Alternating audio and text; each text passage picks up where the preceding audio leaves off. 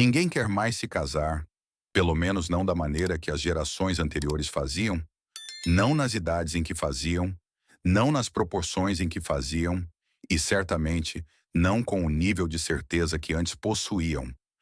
As taxas de casamento nos Estados Unidos, no Reino Unido e na Europa estão atualmente em baixas históricas.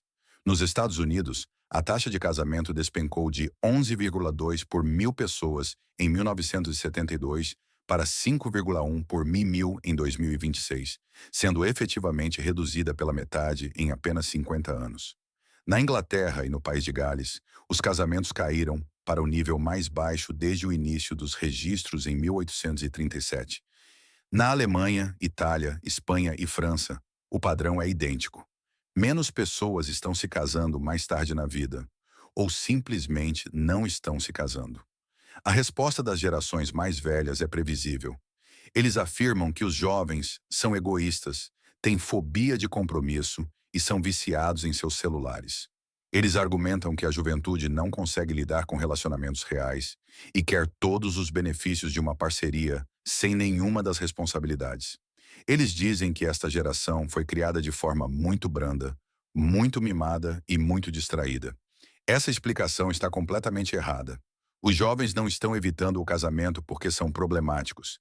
Eles estão evitando o casamento porque são racionais e porque as condições que antes faziam do casamento, o próximo passo óbvio, entraram em colapso. A economia do casamento mudou tão fundamentalmente que evitá-lo é a resposta lógica ao mundo como ele realmente existe em 2026. Entender o porquê revela mais sobre a economia moderna do que quase qualquer outra tendência social que você possa estudar. O verdadeiro motivo pelo qual ninguém quer mais se casar não é o que qualquer pessoa no poder lhe dirá.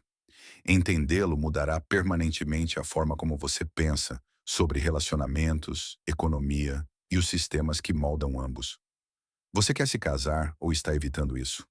E se você está evitando, é realmente sobre amor ou é realmente sobre dinheiro? Para entender por que ninguém quer mais se casar, você precisa entender o que o casamento realmente era. Não romanticamente, mas economicamente. O casamento nunca foi puramente uma instituição romântica. Durante a maior parte da história humana, foi principalmente um arranjo econômico, um mecanismo para combinar recursos, dividir o trabalho e compartilhar riscos. O homem fornecia a renda, enquanto a mulher fornecia o trabalho doméstico e a criação dos filhos. Juntos, eles podiam pagar por uma casa, uma família e um futuro que nenhum dos dois conseguiria alcançar sozinho. O casamento fazia sentido do ponto de vista econômico, porque a combinação de dois papéis especializados criava mais do que qualquer um poderia criar de forma independente. Durante a maior parte do século XX, no mundo desenvolvido, esse modelo funcionou. Não perfeitamente, e não sem uma desigualdade significativa, mas de forma funcional. Um operário de fábrica e uma mãe dona de casa podiam comprar uma casa, ter um carro, tirar férias e se aposentar com dignidade. A combinação de dois papéis econômicos complementares criava uma família que era maior do que a soma de suas partes. Essa base econômica tornava a superestrutura romântica sustentável. O amor florescia mais facilmente sobre uma base econômica estável. Então, a base econômica foi destruída e ninguém a reconstruiu antes de esperar que os jovens continuassem se casando nas mesmas proporções. O primeiro motivo pelo qual ninguém quer mais se casar é a crise imobiliária. O casamento tem sido historicamente associado à formação de uma família independente. Você se casa, vocês arrumam um lugar juntos.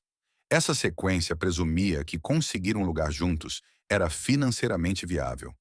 Isso não é mais verdade para um número enorme de jovens no mundo desenvolvido. No Reino Unido, em 2026, o preço médio de uma casa é de aproximadamente de 290 mil. A idade média de um comprador de primeiro imóvel é de 34 anos. Isso ocorre após anos economizando, sacrificando-se e vendo a linha de chegada se afastar cada vez mais. Nas grandes cidades, a situação é drasticamente pior. Em Londres, a casa média custa aproximadamente 500 mil reais. Um casal jovem com uma renda combinada de 80 mil reais, o que está bem acima da média, precisaria economizar uma entrada de 60 mil reais. Há uma taxa de poupança realista de R$ 5.000 por ano após aluguel, alimentação e custos básicos. Isso representa 12 anos de economia. Isso sem tocar no dinheiro para nenhuma emergência, sem nenhuma despesa inesperada e sem nenhum estilo de vida. 12 anos de disciplina financeira perfeita apenas para pagar a entrada de uma casa média em Londres. Então, os pagamentos da hipoteca de 500 mil, as taxas de juros atuais, consumiriam aproximadamente 60 a 70% de sua renda líquida combinada. Esta não é uma base para a formação de uma família. Esta é uma impossibilidade matemática disfarçada de marco de vida. As gerações anteriores se casavam na faixa dos 20 anos porque podiam pagar por moradia nessa idade. Eles podiam pagar por moradia porque as casas custavam 3 vezes a sua renda anual, em vez de 8 a 12 vezes. A crise imobiliária não apenas tornou a moradia inacessível, ela tornou inacessível toda a sequência de marcos da vida adulta da qual o casamento fazia parte. Você não pode se casar no sentido tradicional quando não pode pagar pela casa que o casamento deveria criar. O segundo motivo pelo qual ninguém quer mais se casar é a dívida estudantil. Casar exige estabilidade financeira. A estabilidade financeira exige uma base. Para uma enorme proporção de jovens nos Estados Unidos e, cada vez mais, no Reino Unido, essa base tem uma cratera no meio. A dívida média de empréstimo estudantil americano em 2026 é de aproximadamente os US$ 43.000 por mutuário. Para diplomas de pós-graduação e profissionais, a média ultrapassa os R$ 100.000. As credenciais de faculdades de Direito, Medicina e Administração que deveriam garantir o sucesso financeiro são cada vez mais financiadas por cargas de dívida que fazem a estabilidade financeira parecer permanentemente fora de alcance. Uma pessoa que ganha os R$ 60.000 por ano, com os R$ 43.000 em empréstimos estudantis, não se sente financeiramente pronta para se casar, porque o pagamento mensal do empréstimo estudantil consome centenas de dólares. Seu crédito é moldado pela dívida. A incerteza financeira que a dívida cria faz com que o compromisso adicional do casamento pareça esmagador. O casamento exige a confiança de que você pode sustentar uma vida financeira compartilhada. A dívida estudantil destrói essa confiança antes que ela possa se formar. A sequência é importante. Você não pode se sentir pronto para se comprometer com um parceiro para o resto da vida quando sente que já está comprometido com uma dívida para o resto da vida. Os dois compromissos competem. Em uma geração que carrega cargas de dívida recordes, a dívida vence, adiando o casamento, às vezes indefinidamente. O terceiro motivo pelo qual ninguém quer mais se casar é a inversão educacional de gênero e o que isso causou no mercado de relacionamentos. Pela primeira vez na história registrada, as mulheres são substancialmente mais educadas do que os homens. Nos Estados Unidos, em 2026, as mulheres obtêm aproximadamente 60% de todos os diplomas de bacharelado, 60% de todos os diplomas de mestrado e 54% de todos os diplomas de doutorado. Esta é uma inversão histórica que aconteceu em uma única geração. Isso criou um descompasso estrutural no mercado de casamentos, sobre o qual ninguém quer falar honestamente.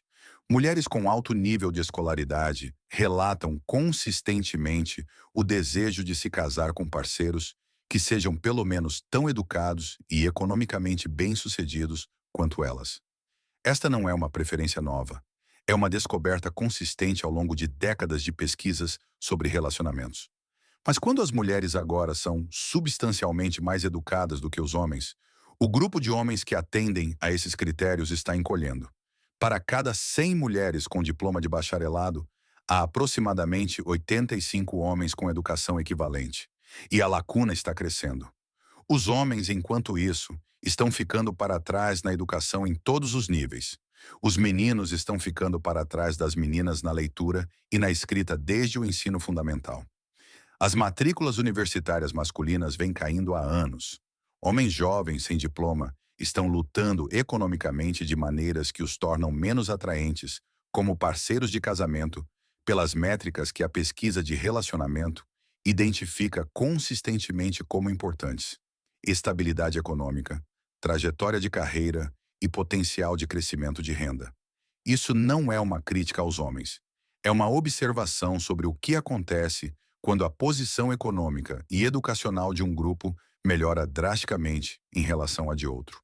O mercado de casamentos não consegue se ajustar de forma limpa, porque as preferências incorporadas à formação de relacionamentos ao longo de milênios não se recalibram instantaneamente para corresponder às novas realidades econômicas. O resultado é um mercado de casamentos cada vez mais incompatível. Mulheres altamente educadas que desejam parceiros em situação igual encontram um grupo menor, enquanto os homens que estão lutando economicamente se veem menos competitivos. Ambos os grupos concluem cada vez mais que o casamento é difícil de alcançar em termos que funcionem para eles. Isso não é uma falha de valores, é a consequência previsível de uma mudança dramática na posição econômica e educacional das mulheres, acontecendo mais rápido do que as normas sociais e de relacionamento podem se adaptar. O quarto motivo pelo qual ninguém quer mais se casar é que o cálculo do risco financeiro mudou. O casamento é um contrato legal e, como todos os contratos legais, tem termos que determinam como os bens são divididos se o contrato terminar. Nas gerações anteriores, a assimetria financeira do casamento era clara e aceita. O homem ganhava dinheiro e a mulher administrava a casa. Se o casamento terminasse, o acordo refletia essa assimetria. Hoje, ambos os parceiros normalmente trabalham e acumulam bens de forma independente antes do casamento. As consequências financeiras do divórcio não são preocupações abstratas. São realidades documentadas que os jovens viram se desenrolar na vida de seus pais, parentes e amigos. Nos Estados Unidos, o custo médio de um divórcio litigioso fica entre o 15 mil dollars e os 30 mil dollars, apenas em honorários advocatícios.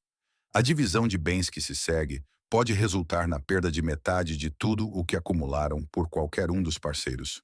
Para uma geração que lutou para acumular qualquer coisa, a perspectiva de perder metade disso por meio de um processo legal que as estatísticas sugerem ser uma possibilidade realista é genuinamente desanimadora.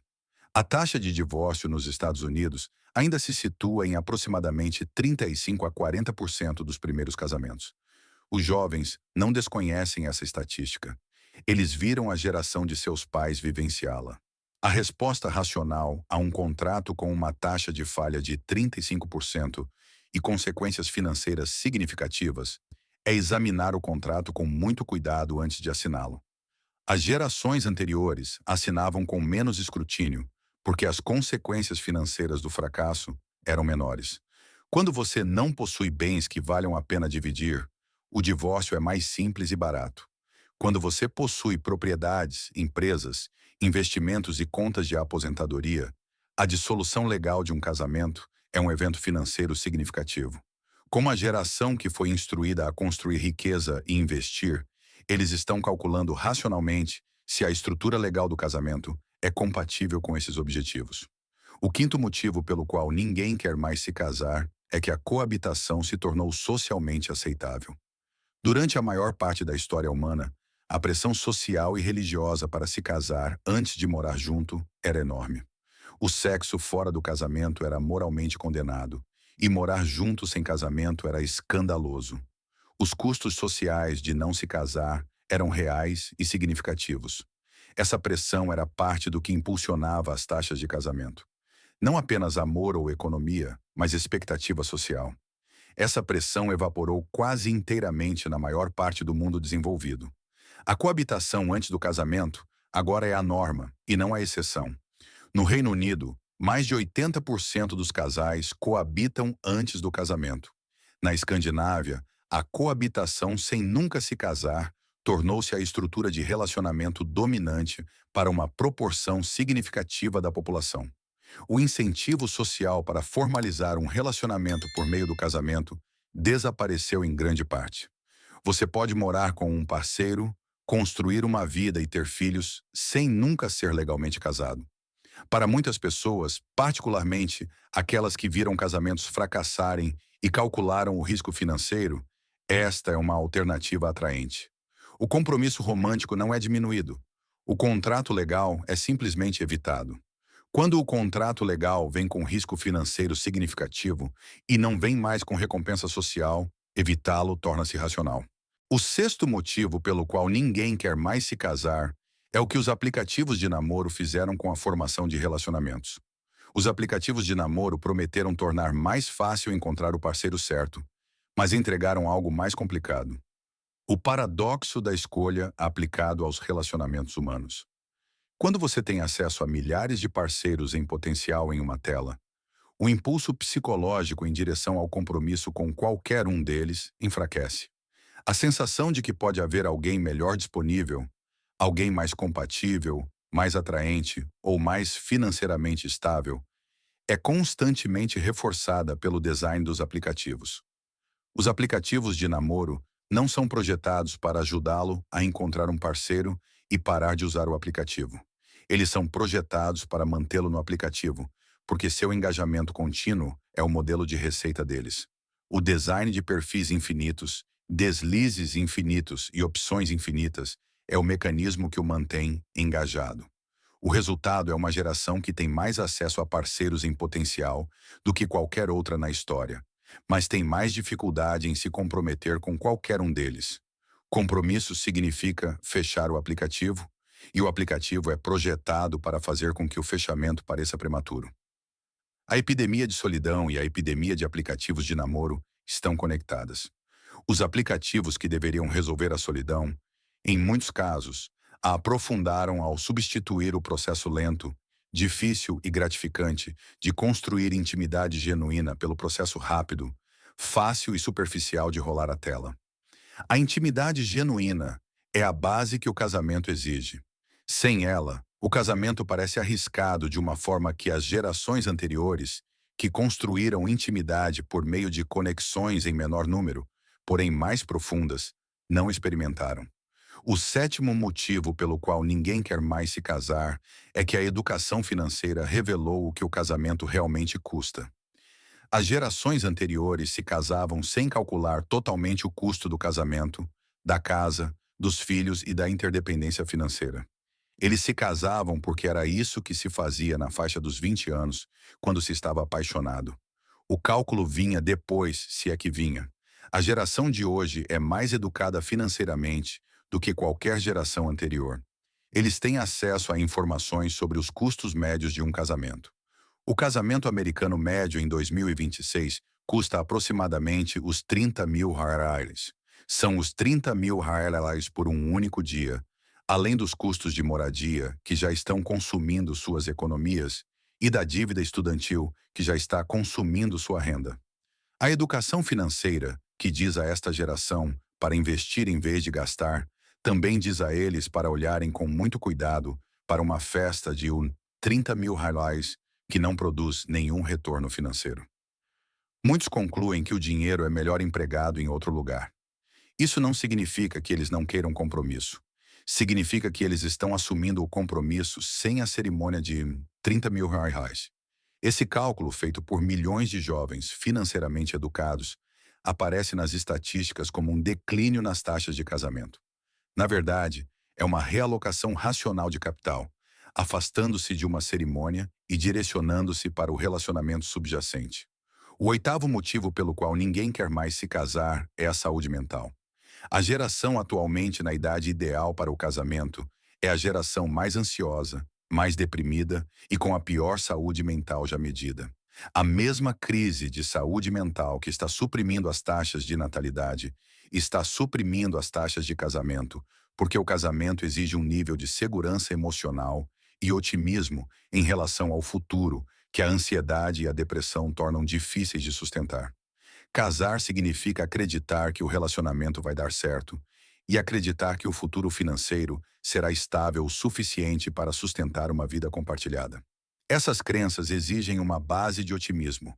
Uma geração que recebeu menos motivos para otimismo do que qualquer outra desde a Segunda Guerra Mundial, crescendo em meio à insegurança econômica, isolamento pandêmico, ansiedade climática e instabilidade política, está lutando para gerar essa base. Você não pode se comprometer com um futuro no qual não acredita. A geração que é estatisticamente a mais ansiosa e incerta é a geração que atualmente escolhe não se casar. Isso não é uma coincidência. É uma conexão direta entre saúde mental, insegurança econômica e formação de relacionamentos. Reconhecer isso significa reconhecer que a geração não tem fobia de compromisso. Ela está traumatizada. Responder a pessoas traumatizadas, chamando-as de mimadas, não é análise, é crueldade. O nono motivo pelo qual ninguém quer mais se casar é a lacuna de expectativas. As gerações anteriores se casavam com expectativas mais baixas.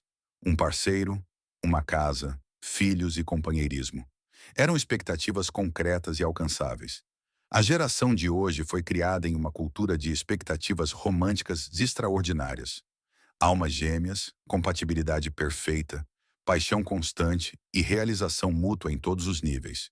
Um parceiro que é simultaneamente um melhor amigo, um coparental, um parceiro financeiro, um terapeuta e um ideal romântico. Essas expectativas foram infladas por filmes, mídias sociais e uma cultura que elevou a parceria romântica à principal fonte de significado. Quando a realidade dos relacionamentos humanos reais não corresponde a essas expectativas, a conclusão tirada é que o relacionamento não é o certo. O paradoxo é que expectativas mais altas em relação ao casamento estão produzindo taxas mais baixas de casamento, porque o padrão exigido para justificar o compromisso continua subindo acima do que os relacionamentos humanos reais podem entregar. O décimo motivo pelo qual ninguém quer mais se casar é que ninguém lhes disse a verdade sobre o que isso exige. A geração atual viu casamentos se dissolverem e pais se mostrarem infelizes. O que ninguém lhes disse foi o que realmente faz o casamento funcionar. Não romance ou paixão, mas o compromisso de superar as dificuldades, comunicação diária, priorizar o relacionamento em detrimento do conforto individual, transparência financeira e valores compartilhados. Essa é a engenharia nada glamourosa de uma parceria duradoura, e ninguém a ensina porque a cultura romantiza o começo e não fornece nenhum modelo de como sustentá-la. Portanto, os jovens têm altas expectativas, preparação inadequada, modelos limitados e obstáculos financeiros genuínos. Eles estão sendo culpados pelo resultado previsível. O casamento pode ser salvo? Não em sua forma atual. As condições econômicas que tornavam o casamento precoce racional não retornaram. O mercado imobiliário não foi consertado, a dívida estudantil não foi perdoada e a lacuna educacional de gênero não foi resolvida. O que pode mudar é a conversa. Em vez de culpar os jovens, a pergunta honesta é: o que precisaria ser verdade para que o casamento fizesse sentido? Moradia acessível, dívidas administráveis, estruturas legais que reduzam o risco financeiro e uma cultura de casamento que não exige o R$ 30 mil. Esses são problemas solucionáveis. Os sistemas precisam parar de fazer com que a formação de uma família pareça financeiramente catastrófica. Ninguém deixou de querer amor ou parceria. Eles deixaram de poder pagar pela versão disso que as gerações anteriores tinham. Eles deixaram de confiar em um contrato legal que falha 1/3 das vezes. O colapso da taxa de casamento não é uma crise de valores, é uma crise de sistemas. Culpar as pessoas presas nele pela falha do sistema é o truque mais velho do mundo. Se esta história mudou a forma como você vê a luta moderna por parceria e os muros econômicos que estão sendo construídos ao redor de nossas vidas pessoais, por favor, inscreva-se e curta este vídeo. Estamos descobrindo as verdades estruturais que foram escondidas sob a superfície de nossa sociedade. Vamos construir juntos um futuro mais bem informado. O próximo mergulho profundo nos sistemas que moldam o seu mundo está chegando em breve.